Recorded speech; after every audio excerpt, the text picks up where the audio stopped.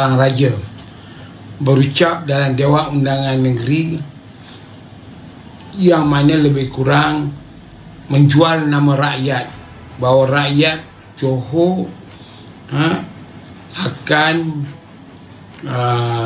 mendesak supaya keluar daripada Malaysia. Ya, kita akui bahawa Johor ini sebuah negara merdeka dan berdaulat. Dalam satu kes di England penghujung tahun 1800, di mana Sultan Johor masa itu disaman oleh seorang wanita. Jadi perkara itu dibawa ke mahkamah dan kemudian diputuskan oleh mahkamah England bahawa raja itu tidak boleh disabitkan tindakan undang-undang kerana dia adalah raja bagi sebuah negeri yang merdeka dan berdaulat. Kita tidak mahu berbincang soal salah silah keturunannya, tetapi kita bincang soal fakta sejarahnya. Jadi fakta sejarahnya, antara Raja Melayu yang bersekutu dengan Melayu Union adalah datuk nenek moyang mereka.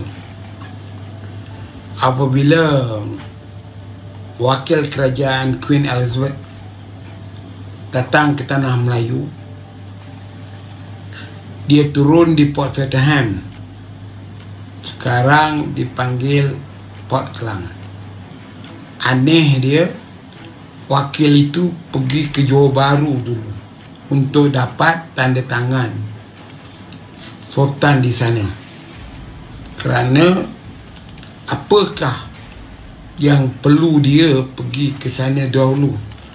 Turun di Port Klang, patutnya jumpalah dahulu Sultan yang tempat dia mendarat itu, iaitu Selangor.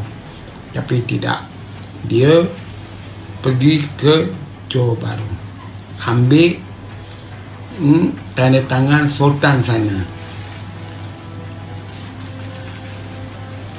Jadi kerana Sultan Johor dah sign, kerana dia antara raja yang kaya masa itu mungkin, maka raja-raja lain pun bersetuju untuk tanda tangan menerima Melayu Union, di mana dalam Melayu Union jelas disebut kuasa pemerintah ni akan ditukarkan kepada kuasa British kolonial, tetapi raja masih boleh berfungsi hanya menjaga kepentingan agama. Sejarah telah membuktikan bahawa rakyat Johor sendiri telah memberontak dalam situasi itu, iaitu tidak bersetuju Sultannya sendiri menandatangani Piagam Melayu Union yang menurunkan kuasa-kuasa Raja Melayu. Dari itu sejarahnya mungkin berulang lagi.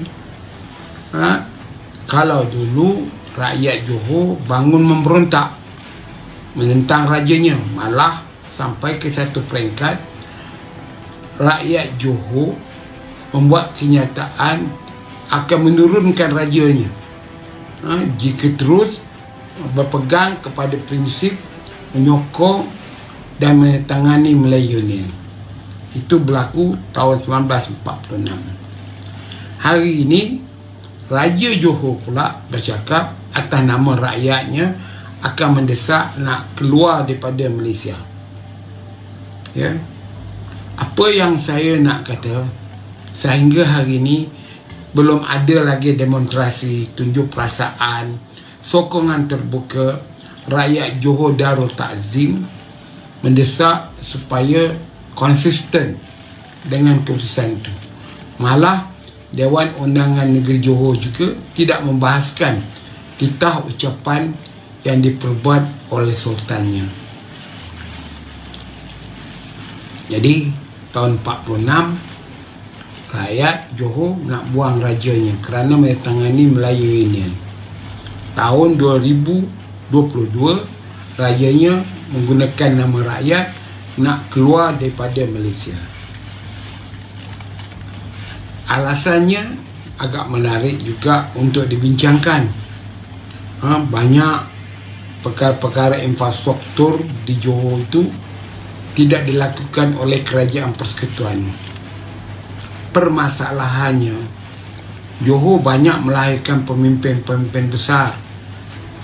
Malah Johor telah pun melalui 2 tokoh penting menjadi Perdana Menteri. Antaranya almarhum Hussein Onn dan yang terbaru Tan Sri Muhyiddin Yassin. Dan kemudian di dalam Johor itu hanya tak sampai 2 tahun ataupun 22 bulan diperintah oleh Parti Pembangkang, diperintah oleh Barisan Nasional atau UMNO. Dan semua orang tahu bahawa di Johor ini Menteri Besar ini di bawah bidang kuasa raja. Jadi kuasa raja boleh melantik siapa yang jadi raja. Malah di suatu masa Menteri Besarnya diminta berhenti, iaitu almarhum Osman Saad. Jadi apa yang saya nak katakan di sini ialah bagaimanakah seorang raja yang patutnya mempertahankan perlembagaan cuba untuk menodaikan perlembagaan, iaitu melanggar perlembagaan dan piagam apa yang telah dipersetujui, sama ada perjanjian Persekutuan Tanah Melayu atau perjanjian dalam piagam penubuhan Malaysia. Dari itu tidak bolehlah raja atas kekebalannya untuk nak bercakap mengikut sedap hati dia. Dia mesti waras dan melihat dari segi faktor undang-undangnya. Perjanjian Malaysia, Perjanjian Persekutuan Tanah Melayu tahun 56, Perjanjian Malaysia tahun 63 dah disusun, dah diikat begitu baik oleh pakar-pakar yang dahulu. Jadi apa dia yang saya nak kata ialah, jika raja dah tak minat lagi dengan Malaysia, bercakap tidak berdasarkan fakta, di mana masalah tidak menghormati 3 tunggak utama penting penstrukturan sistem pemerintahan Malaysia, iaitu judiciary, kehakiman, undang-undang. Kemudian itu kita legislatif, Dewan Undangan Negeri, Parlimen yang membuat undang-undang yang akan dilaksanakan oleh kehakiman. Kemudian eksekutif, iaitu anggota pentadbiran awam yang berkuasa menjalankan tugas sebagai pemerintah dengan tidak menafikan kepentingan ataupun perkenan raja dalam satu perkara.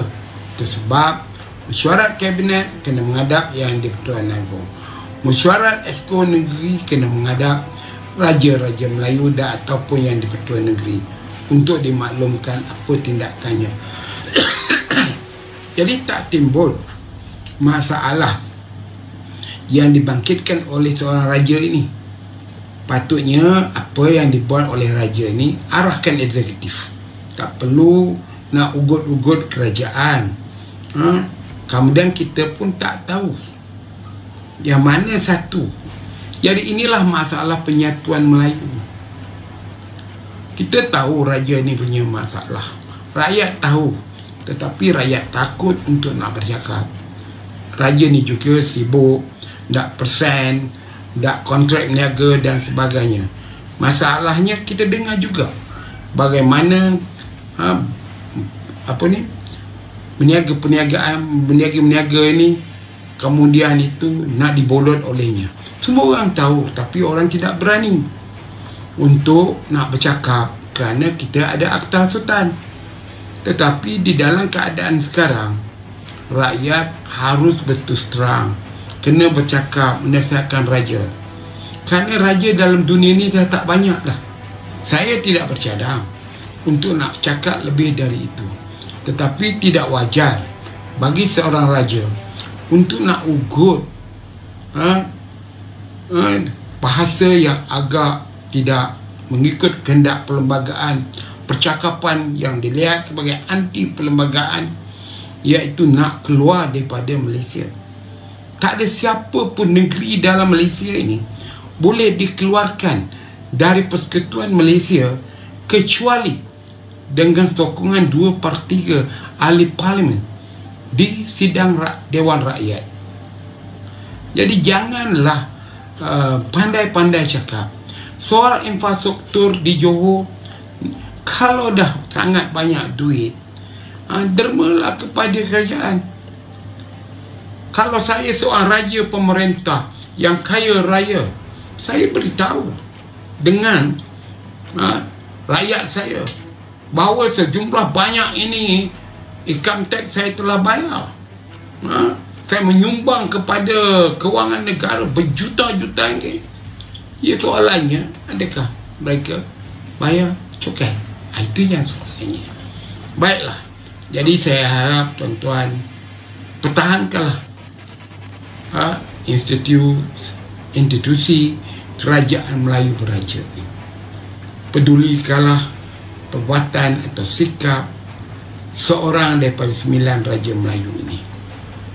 Biarlah kita pegang balik kepada perjanjian sempurna dengan demang lebah daun.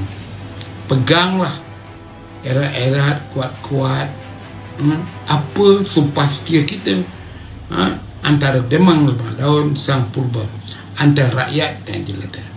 Rakyat jangan diaibkan, raja jangan menyusahkan rakyat. Itu perjanjian. Baca dalam Salatin. Dari itu saya harap raja-raja Melayu tolong yang boleh orang Melayu bernaung ke bawah duli tuanku. Jangan mengambil tindakan-tindakan yang akhir menjadi sejarah dan dibaca oleh generasi yang akan datang. Dan itu saya mohonlah supaya tegurlah. Ini amat membahaya kerana kabarnya raja dari selatan ini bakal jadi yang di Pertuan Agong. Kalau dia tidak ikut sistem pemerintahan melalui 3 tunggak ini, judiciary, legislatif, eksekutif, kehakiman ataupun Dewan Undangan Negeri dan Parlimen yang membuat undang-undang, dan eksekutif sebagai wakil rakyat bagi pihak rakyat untuk memerintah, negara ini akan huru-hara. Ya, jadi jangan kita semua tak berani untuk nak menegur raja. Kabarnya saya diberitahulah, kabarnya raja bercuti bagi anaknya jadi pemangku. Kabar ceritanya dia tengah melihat rumah agamnya di sebuah negara yang baru dibina. Entah dia, entah tidak, saya tak tahu. Tapi pelik juga bagaimana raja ini menjadi raja bagi orang Melayu, mempertahankan kepentingan Melayu, di mana bumi dipijak, di situ langit dijunjung. Tetapi raja buat rumah di luar negara. Ini pun kita tak pelik. Kalau rakyat tak apalah. Jadi kita semua beranilah tegur